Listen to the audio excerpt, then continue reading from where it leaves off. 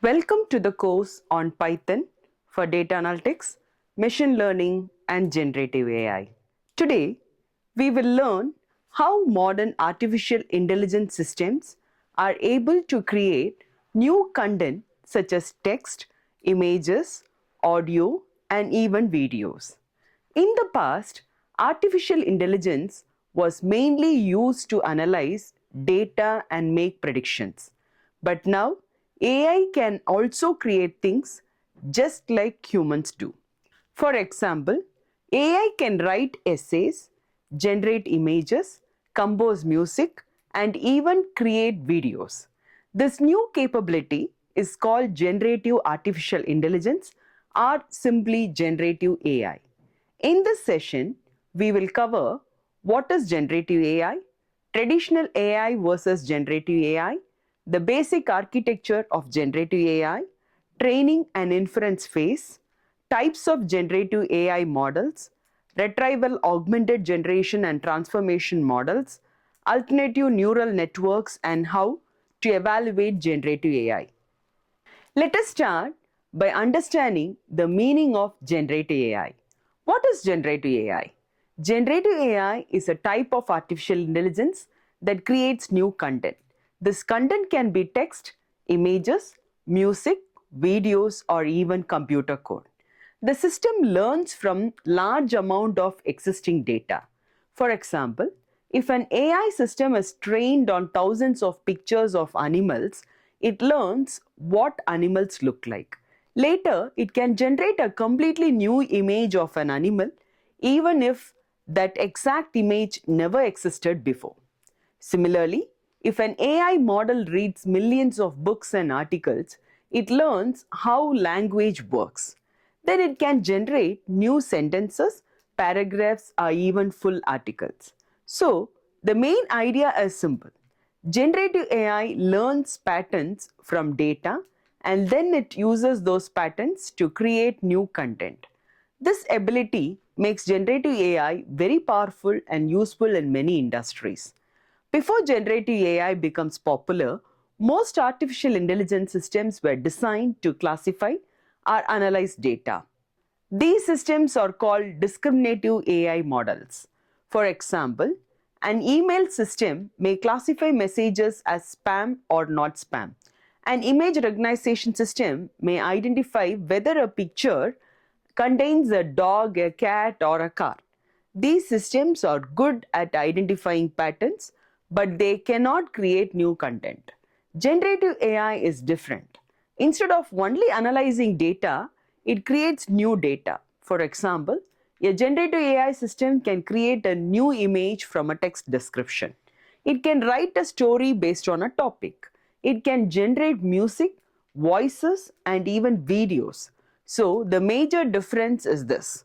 Traditional AI analyzes information while generative AI creates information. Now let us understand how generative AI systems work. Most generative AI systems follow a two-stage process. The two-stage process are training phase and inference phase. The training phase is when the system learns from data. The inference phase is when the system generates new content for users. Let us look at each stage in more detail. The first stage is called the training phase. During this stage, the AI model studies a very large amount of data. This data can come from many sources. For example, books and articles, websites, images, videos, audio recordings. The goal of training is to help the AI system learn patterns from the data. When training a language model, the AI learns how words are used in sentences, how grammar works, how ideas are expressed in language. Similarly, when training an image model, the AI learns shapes, colors, objects, visual patterns. During training, the system adjusts millions and even billions of parameters. These parameters are mathematical values that help the model understand relationships in the data. Training a generative AI model usually requires very powerful computers and large data sets. After training is completed, the model moves to the inference phase. This is the stage where users interact with the AI system. Here is how the process works. First, the user provides a prompt. A prompt is simply an instruction or request. For example, write a short story about a space travel or generate an image of a mountain at sunset. The AI system reads the prompt and analyzes it. Then it uses the knowledge it learned during training. Finally, it generates a new output. This output could be text, an image, speech, or video. The important point is that the AI does not copy existing data. Instead, it creates something new based on learned patterns. Now we will explore retrieval augmented generation, commonly known as RAG, which helps improve the accuracy and reliability of AI generated responses. Traditional language models generate answers based only on the knowledge learned during training. However, this knowledge may become outdated or incomplete. RAG solves this problem by allowing the model to retrieve relevant information from external sources at the time of the query. The process consists of four main steps. First is indexing. In this stage, documents are converted into numerical representations called embeddings and stored in a vector database. This structure allows the system to search information efficiently. Second is retrieval. When a user asks a question, the system searches the vector database and retrieves the most relevant documents or passages. Third is augmentation. The retrieved information is added to the user's prompt, providing the language model with accurate and contextual knowledge. Finally, in the generation step, the language model produces a response using both its internal knowledge and the retrieved data. This approach significantly reduces hallucinations and improves factual correctness, making it widely used in enterprise AI applications. Let's now see how transformers model use self-attention to understand and generate sequences of text. Most modern language models, including systems like GPT and PERT, are built using the transformer architecture.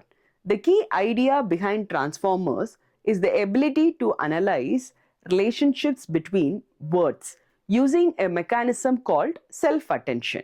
First, consider the autoregressive mechanism. In this approach, the model generates text step by step. At each step, it predicts the next token or word based on all the tokens that came before it. Next is self-attention. This mechanism allows the model to look at every word in the input and determine how important each word is relative to the others. For example, in a long sentence, the model can understand which earlier words influence the meaning of the later ones.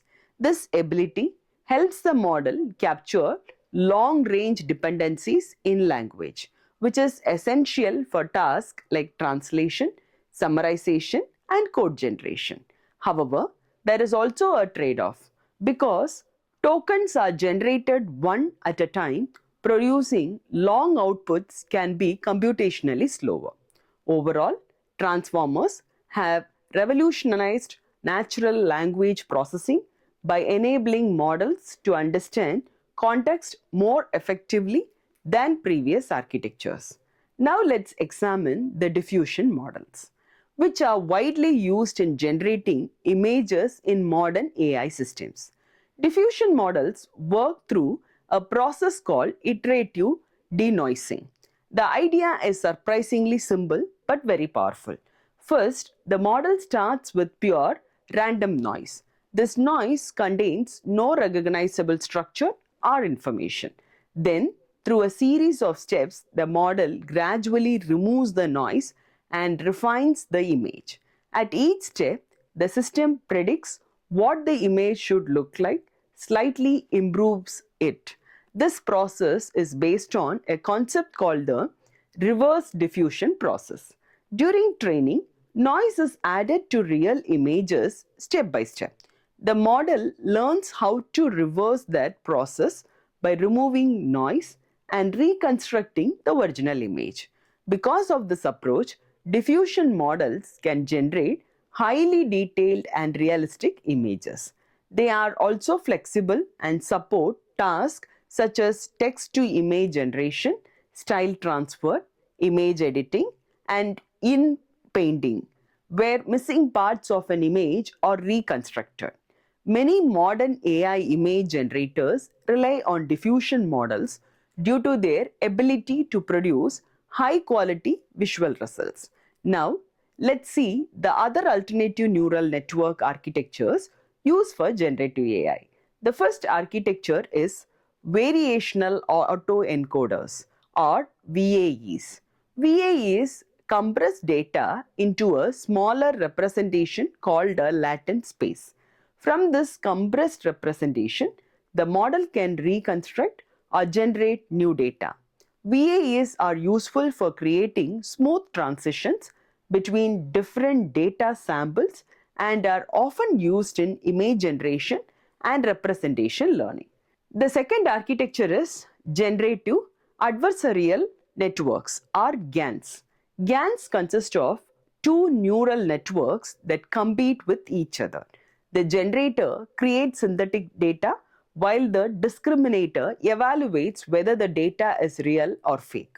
Through this competition, the generator gradually learns to produce highly realistic outputs. GANs are known for producing sharp images, but training them can sometimes be unstable. The third architecture is the encoder-decoder model used in systems like T5 and BART. In this approach, the encoder processes the entire input and converts it into a compact representation. The decoder then uses the representation to generate the output sequence. Encoder-decoder architectures are widely used for tasks such as machine translation, text summarization, and conversational AI. Together, these architectures illustrate the diverse methods used to build modern generative AI systems. Evaluating generative AI models requires multiple dimensions of assessment. Unlike traditional predictive models, generative systems must be evaluated not only for accuracy but also for quality, fairness, and efficiency. The first dimension is factuality and resilience. Generative models should produce responses that are factually correct and robust to imperfect information retrieval. Benchmark datasets such as BER and natural questions are commonly used to evaluate factual accuracy. Techniques like fine-tuned retrieval augmented generation or fine-tuned RAG help improve resilience when retrieved information contains noise or partial errors. The second dimension is quality metrics. The quality of generated text or images is evaluated using metrics that measure fluency, coherence, and relevance. Common metrics include BLEU, Rouge, and Meteor, which are widely used in language generation tasks. For image generation, metrics such as FID or Freischert inception distance and inception score helps assess realism and diversity. The third dimension is bias and fairness. AI systems must be evaluated to ensure they do not produce harmful stereotypes or biased outputs.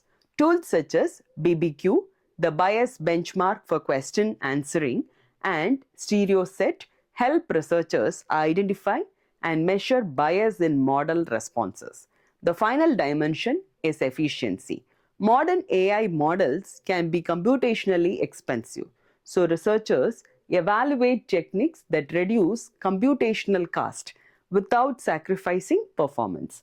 Methods such as LoRa and QLoRa allow large models to be fine-tuned efficiently using fewer parameters and lower hardware requirements.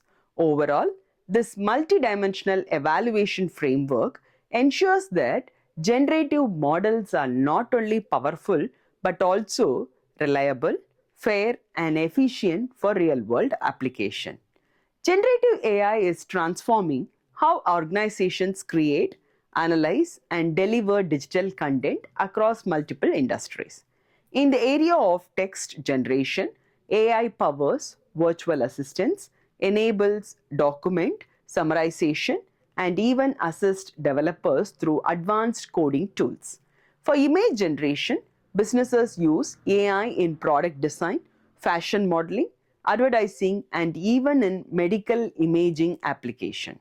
AI is also revolutionizing audio and video production, supporting multilingual dubbing, voice cloning, visual effects, and realistic training simulations.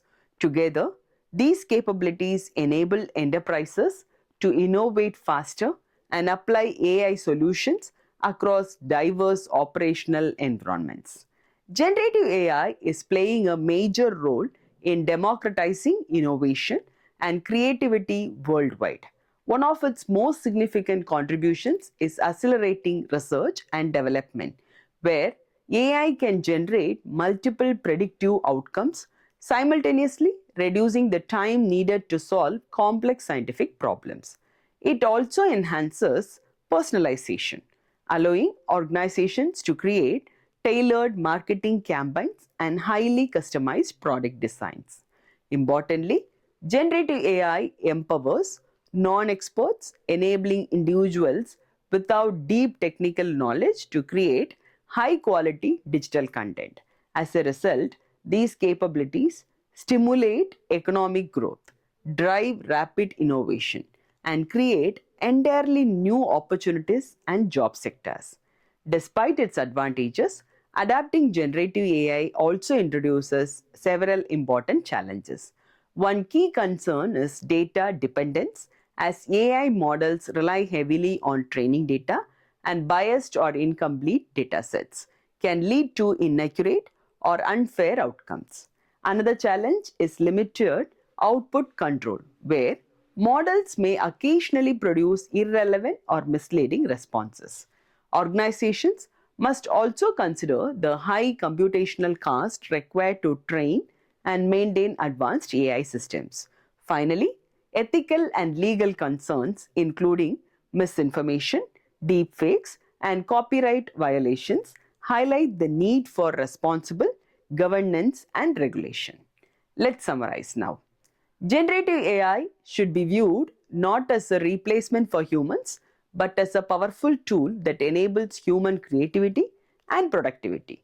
The relationship between human and AI is best understood as a collaborative evolution, where AI supports human decision making and innovation. By automating repetitive tasks and rapidly exploring new ideas, AI enables professionals to focus on higher level problem solving and creative thinking. When used responsibly, AI can help individuals design smarter solutions and work more efficiently. Looking ahead, the future of innovation will depend on combining human intuitions with AI capabilities in a balanced and responsible way. Thank you.